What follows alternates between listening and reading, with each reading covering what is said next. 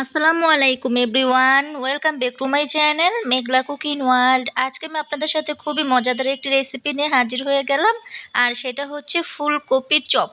এখন তো শীতকাল, বাজারে অ্যাভেলেবেল ফুলকপি পাওয়া যায়, তো ভাবলাম আজকে আপনাদের সাথে ফুলকপির চপ তৈরি করে একটু শেয়ার করি, ভালো লাগবে আপনাদের কাছে। তো ফুলকপিটা দেখুন, আমি ভালো করে কেটে ধুয়ে আমি কিন্তু সিদ্ধ বসিয়ে দিয়েছি চুলায়। এখন আমি ফুলকপির উপরে দিয়ে নিব পরিমাণ মতো কিছুটা লবণ।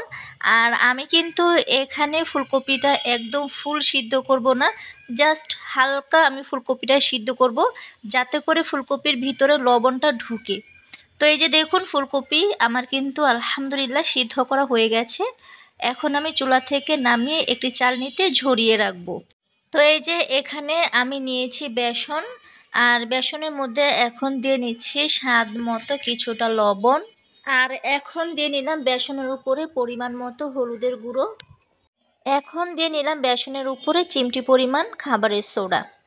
খাবারের সোডাটা অপশনাল, চাইলে দিতেও পারেন, আবার অ্যাভয়েড করতে পারেন। তবে খাবারের সোডাটা দিলে হয় কি জানেন, ফুলকপির চপটা ফুলে টটম্বর হয়ে যাবে, সেজন্য আমি দিয়ে নিলাম খাবারের সোডাটা। তো যাই হোক, সব ধরনের গুঁড়া মশলাটা দেওয়ার পর আমি কিন্তু বেসনের সাথে একটু হাতের সাহায্যে ভালো করে মিক্সড করে নিয়েছি। এখন আমি বেসনের উপরে অল্প অল্প পানি দিয়ে পারফেক্ট একটা বেটার তৈরি করে নিব।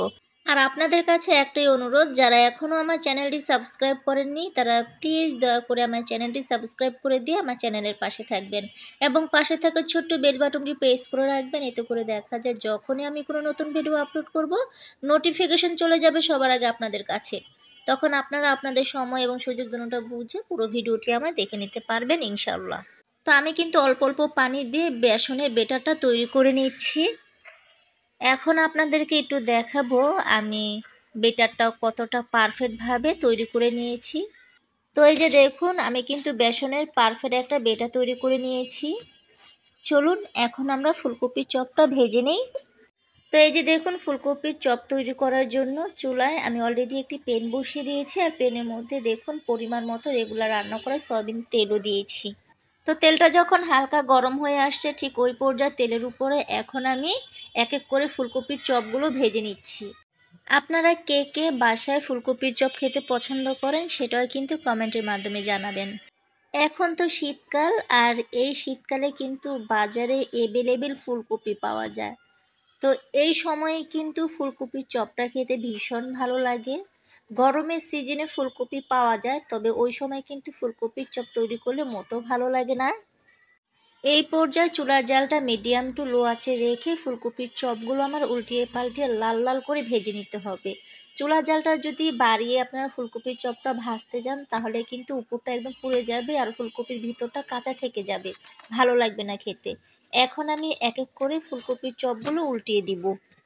আর ফুলকপির চপ ভাজতে কিন্তু বেশি একটা তেলের প্রয়োজন পড়ে না, জাস্ট অল্প একটু তেল দিয়েও কিন্তু পারফেক্টভাবে ফুলকপির চপ ভেজে নেওয়া যায়। তো এই যে দেখুন, ফুলকপির চপগুলো আমি আবারও একটু উল্টে দিচ্ছি। তো এই যে দেখুন, আলহামদুলিল্লাহ ফুলকপির চপগুলো আমার ভেজে নেওয়া হয়ে গেছে। এখন আমি একটি তেল ঝরানো চামচের সাহায্যে এক এক করে ফুলকপির চপগুলো তুলে নিচ্ছি। তো এই যে খুবই ঝটপট তৈরি করে নিলাম আমি ফুলকপির চপ। আমার আজকের এই ফুলকপির চপ আপনাদের কাছে কেমন লেগেছে অবশ্যই কমেন্টের মাধ্যমে জানাবেন। আজকের মতো বিদায় নিচ্ছি, আবারও দেখা হবে নেক্সট কোনো রেসিপিতে। ভালো থাকবেন আপনারা। আসসালামু আলাইকুম।